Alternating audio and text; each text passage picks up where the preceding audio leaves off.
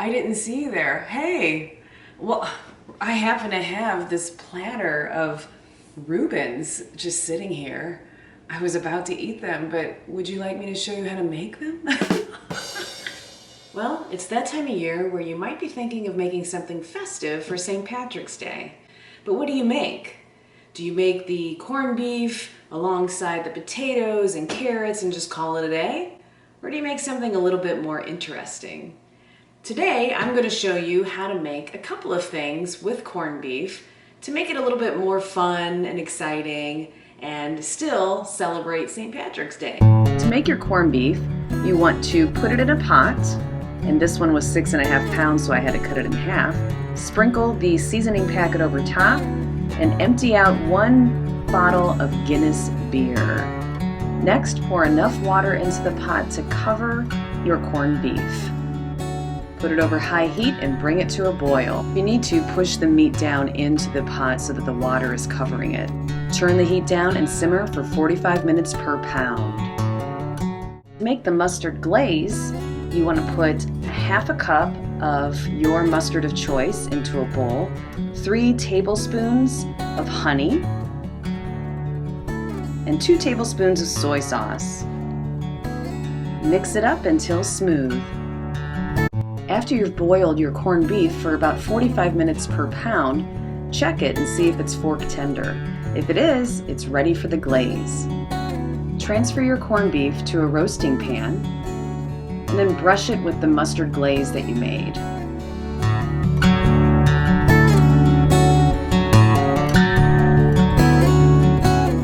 Put it in a 400-degree oven for about 25 minutes. First, I'm going to show you how to make these delicious Reuben sandwiches.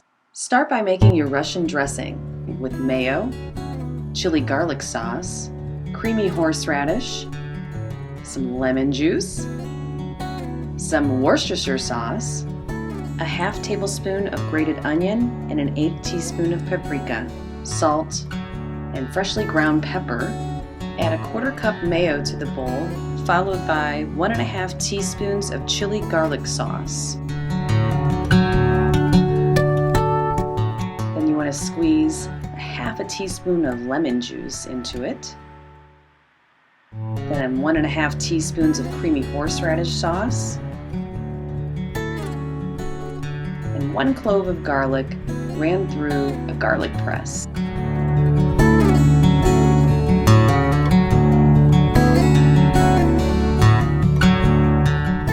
Add a 1/2 teaspoon of Worcestershire sauce, a 1/2 tablespoon of grated onion, and an 1/8 teaspoon of paprika.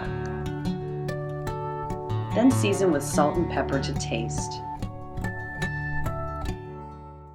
Mix it all together until smooth.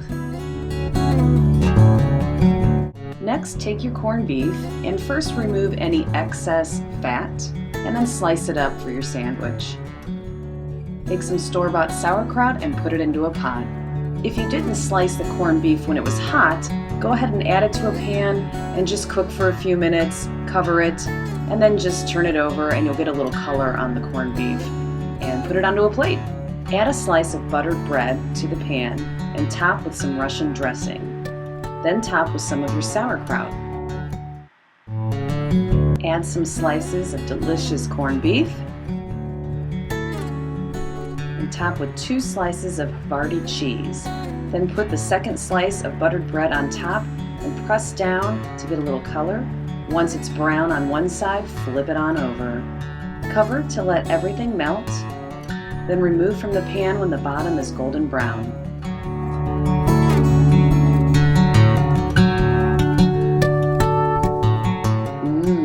Looks delicious. Okay, it's time to cut into one of these sandwiches and taste.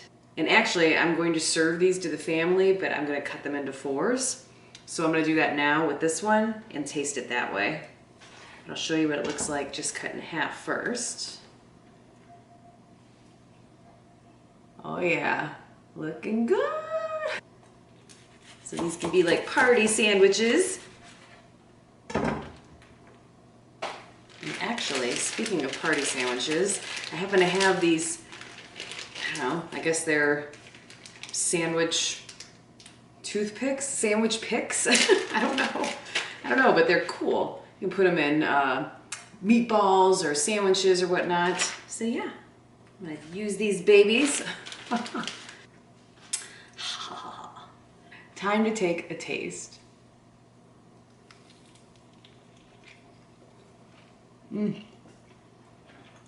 Oh my goodness. All I can think is buttery, cheesy, just melt in your mouth. And then you've got crusty outside of the grilled bread.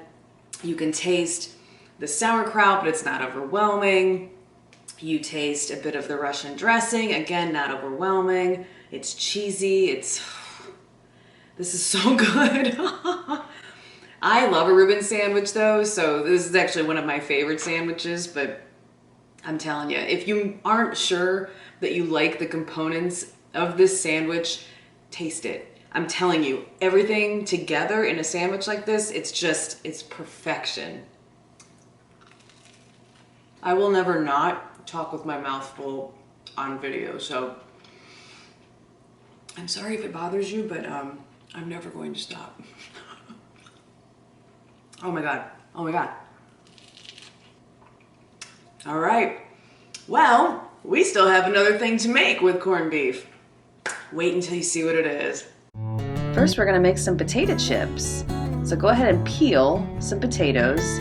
I used Yukon Gold potatoes. Then slice them using a mandolin to get a nice thin piece of potato for your potato chips.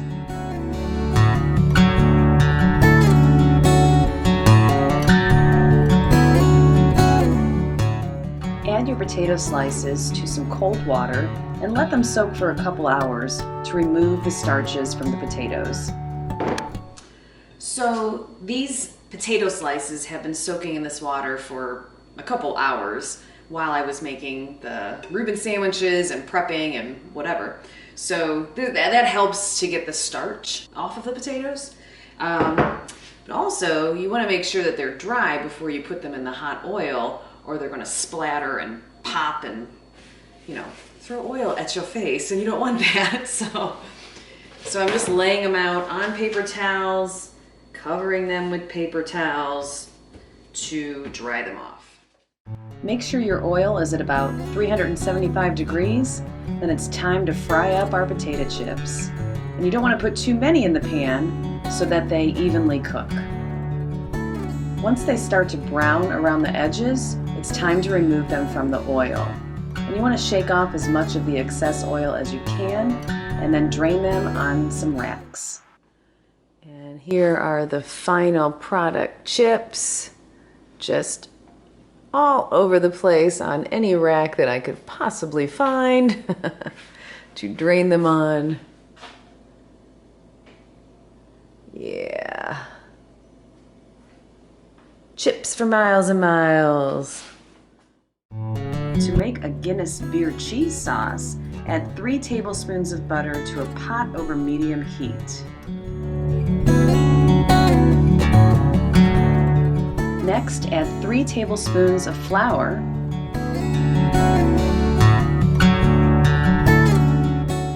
then whisk to make a roux, and you want it to change color to a golden brown.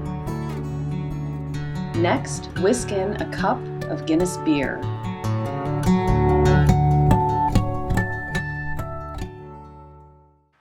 Then whisk in a cup of milk.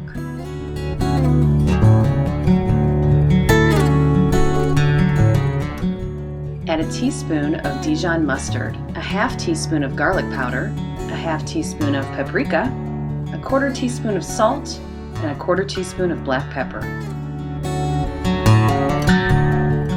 Whisk until combined. After the mixture thickens just a bit, then add 2 cups of your shredded cheddar cheese, whisking in until your beer cheese sauce is nice and smooth.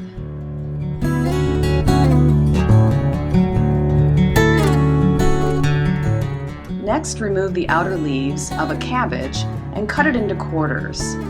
Then it's easy to go ahead and cut out the core off of each quarter.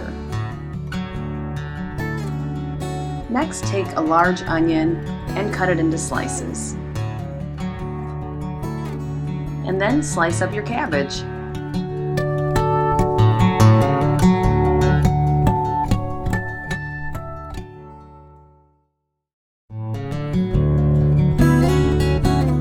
Next, take a nice hunk of corned beef and cut it into cubes.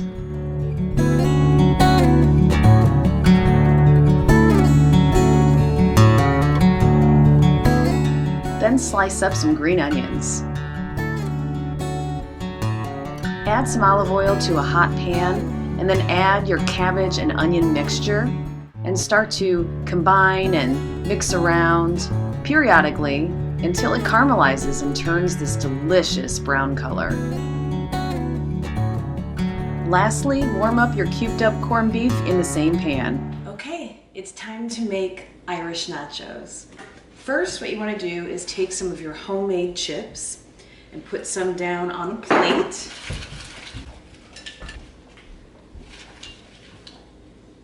Let's go ahead and put the corned beef on next. So just your corned beef, kind of sprinkle some on.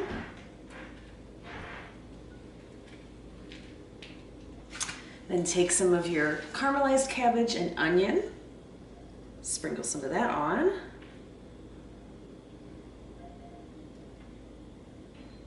And the portions, the amounts, it's all up to you. Whatever looks good for you. And you want to take your cheese sauce, give it a little stir so it pours nice. Still hot.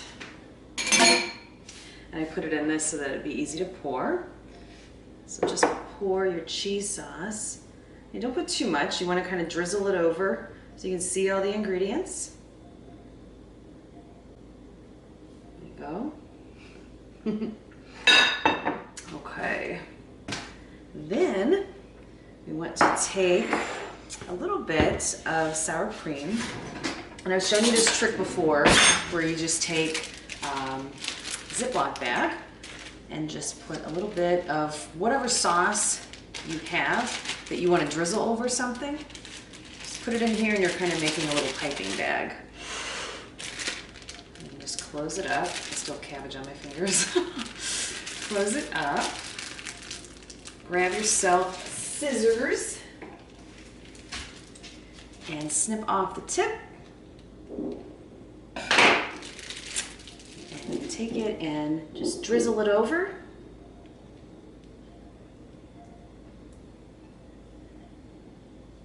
So you have some sour cream, but not too much, just a little touch of it.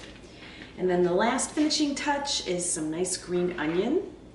Just kind of, that's your green for your St. Patrick's Day. Put that over top. And there you have it. Your Irish nachos. So let's see what these taste like. All right, let's give it a shot.